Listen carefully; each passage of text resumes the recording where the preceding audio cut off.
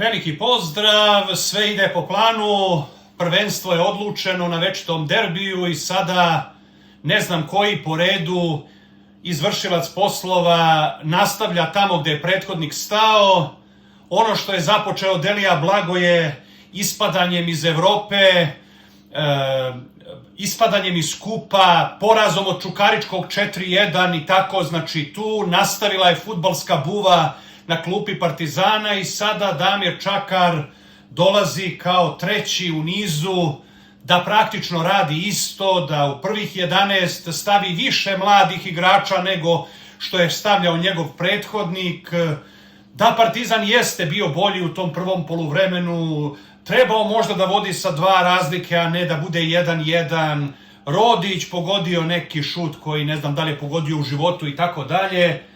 ali u načelu nesmenjivi kapiten Partizana Vanja Dragojević koji daje poprečne lopte, predstavlja očiglednog igrača manje s kojim ne može na kraj da se izađe, cela utakmica predstavlja njegovo divljanje, on mora da bude na terenu i onda u drugom poluvremenu ti nekog čoveka koga je prethodna bulumenta zlostavljala 6 meseci i terala da individualno trenira, sad bacaš u vatru i on eto za malo nije dao taj gol, nije bilo sreće. Na kraju drugi gol Rodića i po planu sve ide. Nadam se da će sada za martovski monitoring Partizan dobiti nove milione od diktatora Srbije, a možda odluči diktator Srbije da posluša ovu struju o kojoj je govorio Anđus. Jedna struja oko Vučića je za to da se Partizan kao hrvatski klub ugasi, a Anđus kaže u intervju za ovaj Balkan Info da je on za to da Partizan tu postoji kako bi ga Zvezda pobeđivala, ali da on ima prednost u odnosu na ovu drugu struju. On želi da Partizan kad se vraća sa nekog gostovanja da mu padne avion, razumete? Ali voleo bi da ima taj Partizan da može Zvezda da se iživljava na njemu. I kaže Anđus da je on mislio da će biti 1-1 u derbiju i da mu je lično Aleksandar Vučić rekao da će Zvezda razbiti Partizan u derbiju. I da Aleksandar Vučić, kaže, je odlučio koji stranci igraju za Zvezdu na kupu Radivoja Koraća. Da je odlučio, oni su htjeli da sklone Butlera, a onda je Vučić intervenisao i vratili su Butlera da igra kup Radivoja Koraća. Eto, to je ambijent u kome mi živimo, u kome diktator Srbije koji danas plače nad svojom braćom u Teheranu, nad svojim onako kolegom u borbi protiv obojene revolucije koji je ubio desetine hiljada studenata i građana u Iranu i koji je danas dobio bombu kroz dimnjak i otprilike odleteo u 100 komada.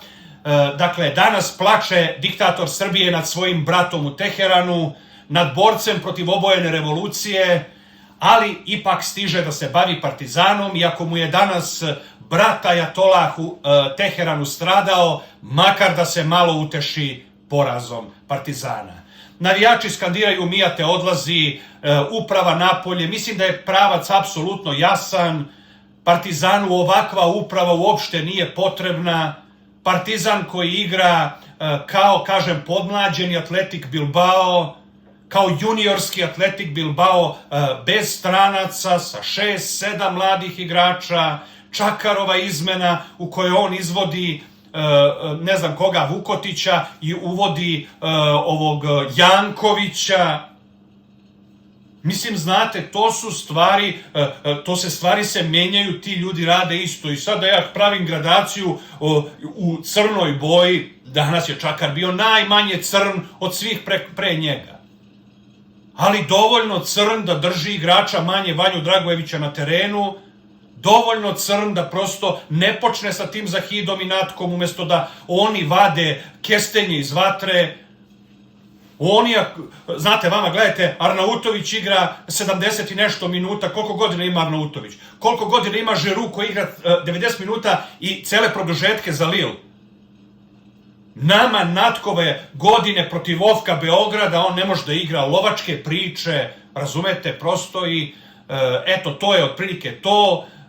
Diktator Srbije izgubio brata u Teheranu, ali dobio danas još jedan poraz Partizana, da se makar malo uteši, pošto ovo sve ostalo van silovanja Partizana ide jako teško i preti da se sruši na glavu. Opširnije u emisiji Dođite na stadion, koja će biti kasnije tokom večeri.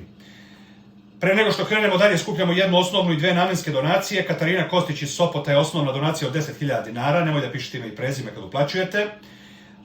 Lena Čeferjanović iz Zaječara i Jovan Vučinić iz Šapca, najmenske donacije najmanje 24.000, napišite njihova imena i prezimena kad donirate, u opisu video snimka imate uputstvo, uplatite fondaciji Isaija.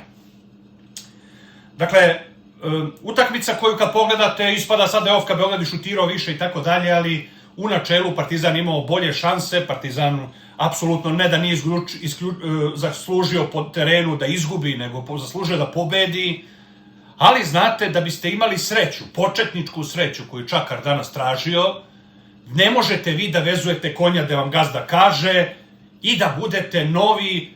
razumete ono, poslušnik na klupi koji će da radi stvari koje nikome više nisu jasne. Da li raste cena igračima Partizana, mladima koji igra ih 6 i 7 na gomili i gube ovako ponižavajuće utakmice, ili se to sada okreće u to da se njima obara cena i da se to radi namerno?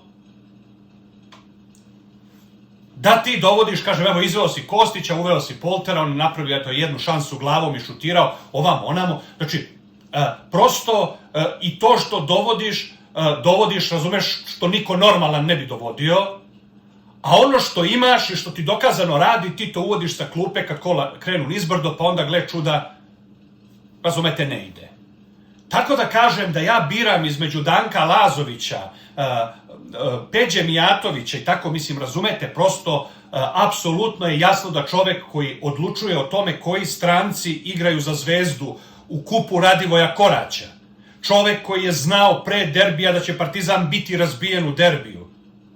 je glavna adresa koja stoji za svega ovoga i mi sad ovde možemo kažemo da li je tu krivi Mijatović, da li je tu krivi Danko Lazović, da li je tu kriv Rasim Ljajić, pa jesu, krivi su, apsolutno. Nikoga neko ne tuče po ušima da mora da radi prljave poslove koje oni rade. Ali u ukupnom zbiru mi imamo problem sa ludakom, razumete, sa čovekom koji je otvorenih usta gledao kako se desetine hiljada nenaoružanih studenata i građana masakriraju u Teheranu i ponadao se da možeš to da uradiš i da se izvučeš, da naplaviš neki nuklearni razgovor, deal sa Amerikom, da ubiješ desetine hiljada svojih najmlađih i najpametnijih građana i da prođeš bez bombe kroz dimnjak, pa je pričao da će da to bude ne zato što su oni pobili desetine hiljada svojih građana, nego zato što Trump zataškava svoju ulogu u Epstein aferi. Evo, juče saslušam Clinton, pa valjda je sad zataškavao Clintonovu ulogu u toj aferi. Zna se gde je srce Aleksandra Vučića u ovom sukobu. On je navijao za svoju braću koja su ubijala obojenu revoluciju u Teheranu, ubijajući svoju decu, svoje studente, i danas gleda kako braća propadaju i šalje poruku njegovim zulumčarima, njegovim kričcima i sličnima,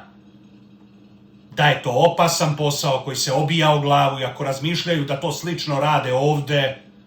da kraj može da bude isti ili gori, taman onoliko koliko je Srbija manja i po broju, i po površini, i po snazi vojske od 100 miliona jakog Irana sa njegovom vojskom koji danas pada kao kula od karata. Eto. Tako da, eto, neka uteha danas je stigla diktatoru Srbije,